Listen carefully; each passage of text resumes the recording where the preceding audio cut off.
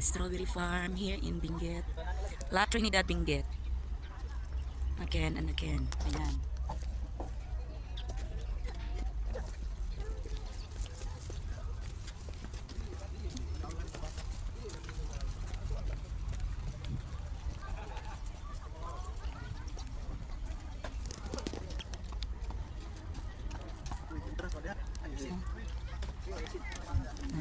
Entrance daw dito, dari daw isip.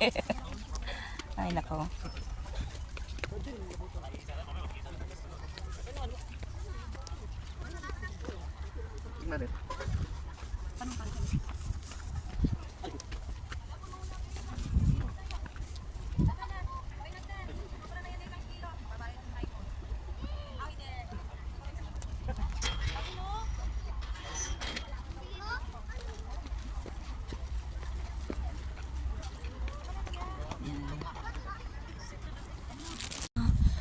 Ibig sabihin, yung nagtatanim dito, na gumagawa ng ganitong inupahan sa BSU.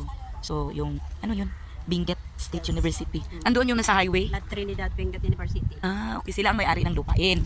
Pero, pinarenta kung sino yung gustong magtatanim, mag-farm. Ay pala. Ay, naku. Ang layo na doon natawagan ko na. Nagtawag naman yung mga tauhan ka ng Pero hindi naman siguro sila nalulugi, no? Hindi naman. Kasi ano naman din. Mabenta tourism. Oo. Sige lang. Uy, saan mo nilakain?